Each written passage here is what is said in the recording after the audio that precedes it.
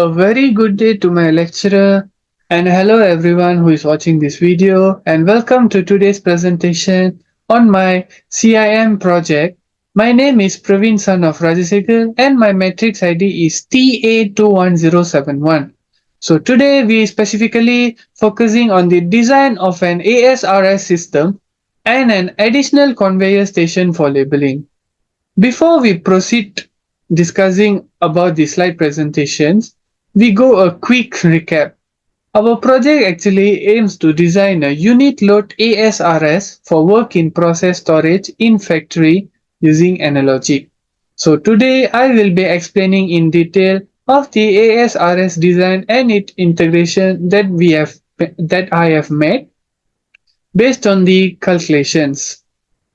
So, question 1. To meet our storage requirements, we calculated the dimension of the ASRS rack structure considering factors like total capacity, number of hazels, pallet dimension, tolerance pallet, height from the floor, area between rack and ceiling, and the allowance.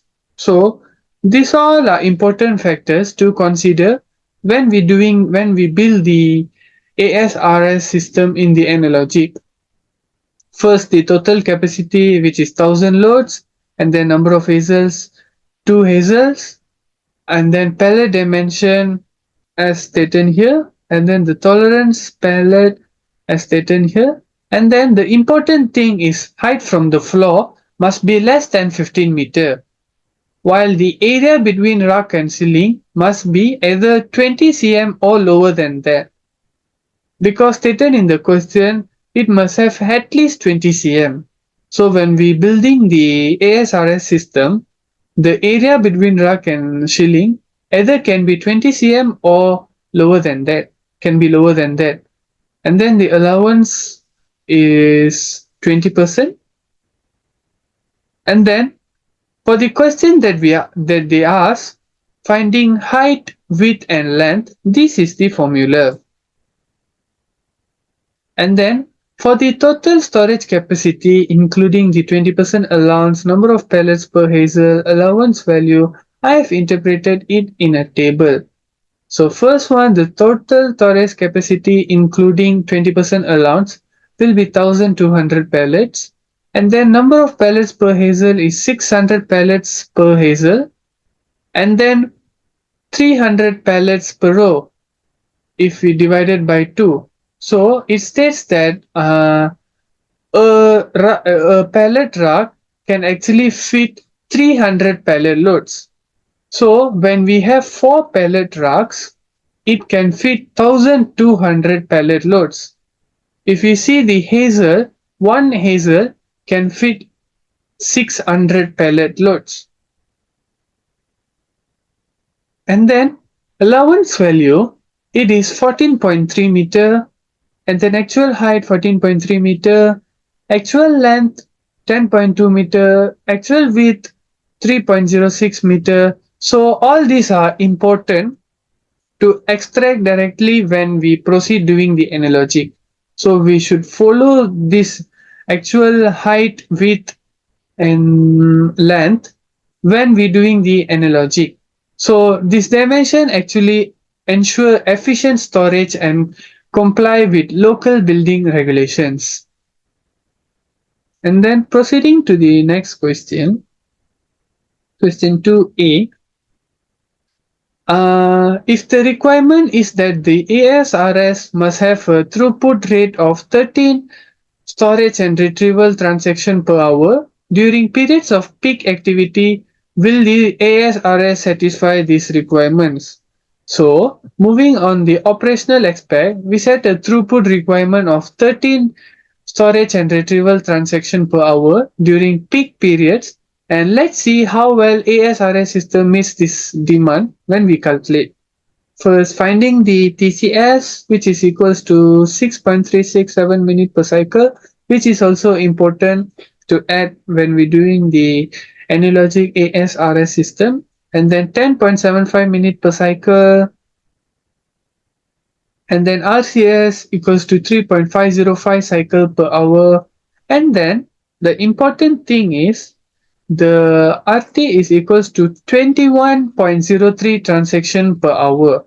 So through this calculation, ASRS system actually exceeds the requirement as they ask actually 13 storage and retrieval.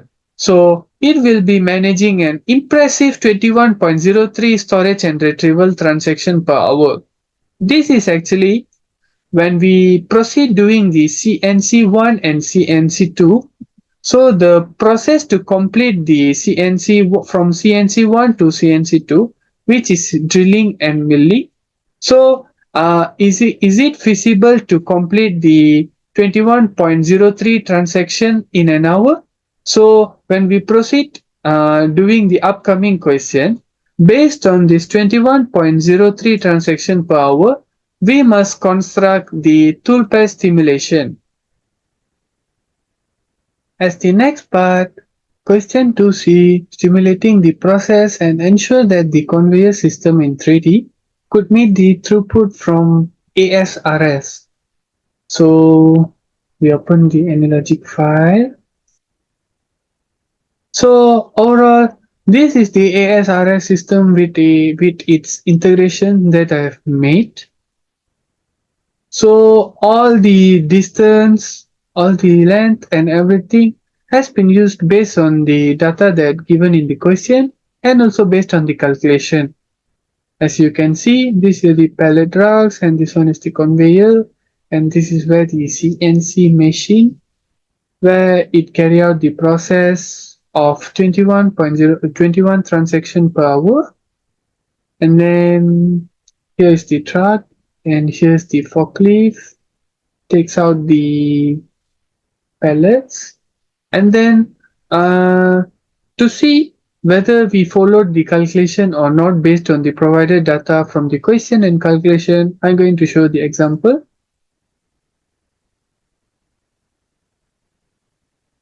So for this pallet truck, the number of cells are 15 as given in question, and the number of levels are used based on the question's data, which is at least 20 cm. So I use 20. And then the level height is 14.3 as given in the question and calculation. And then the CNC part, and then here is the CNC process carried out. Here is CNC1 and CNC2.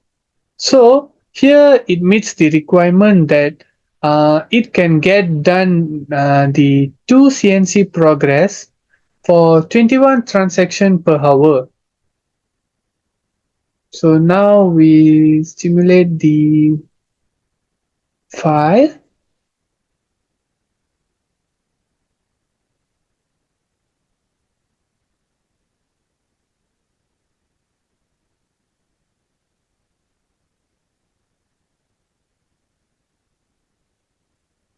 So this is the 3D view of my ASRS storage system that I've did.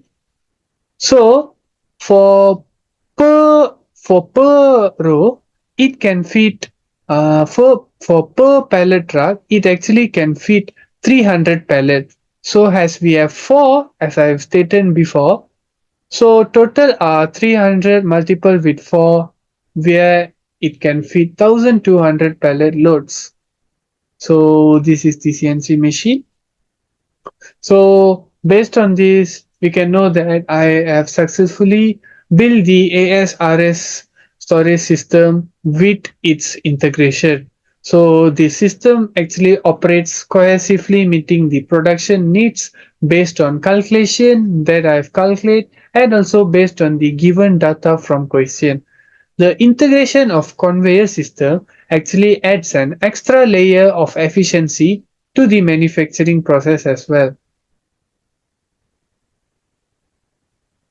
So now we proceed to the next part.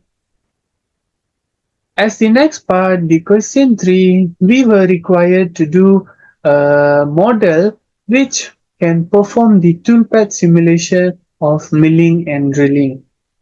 This process is made to apply in the CNC1 and CNC2 in the analogic. And The final machine total time must be 21 transaction per hour, which means the milling and drilling process carried out to complete the model must be 21 transaction per hour. So as you can see, this is the model that I've created to perform the toolpath stimulation, drilling and milling. And at the left hand side, we can see that these are the tool that used for the pocketing and then phasing. So now we proceed to the video stimulation.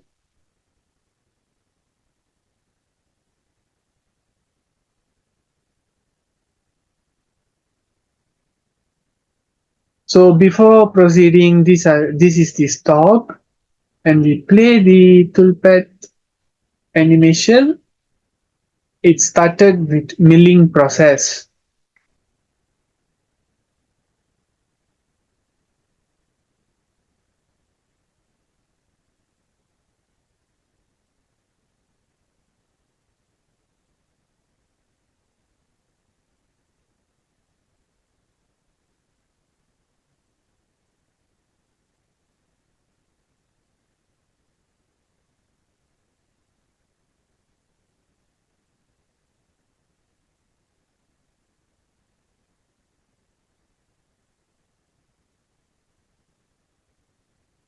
So actually the milling takes a bit more time than the drilling part.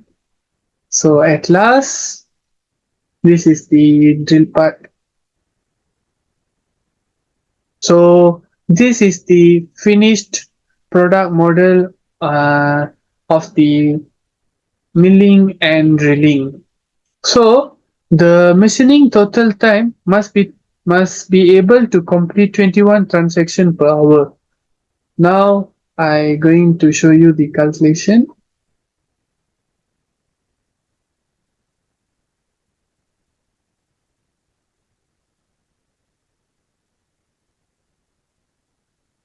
Before that, I'm going to show the NC code for the each part respectively.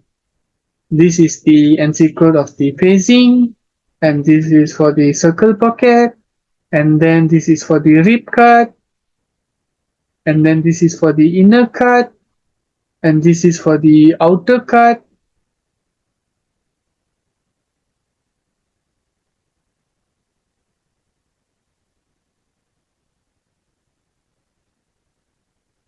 Okay, now I'll show you the machining total time. So as you can see, for the first one, 1 minute 58 seconds, and then 12 seconds, 33 minutes 49 seconds, and then 4 seconds, 32 minutes 41 seconds. So at the end, we should total up all these and calculate whether 21 transaction can be done in an hour or not. So when we have done calculating, we get the result approximately 0.3521 transaction per hour. So it actually, to achieve the desired 21 transaction per hour, the machining time is 170 minutes and 4 seconds, which is actually exceeds the required time. So therefore it is possible to meet the target of 21 transactions in an hour based on the machining time data of the CATIA. So this is the process that will be carried out in the CNC1 and CNC2. So based on the calculation that I've showed you, it is clear and it is visible that it can meet the requirement that it can done 21 transactions per hour. Thank you.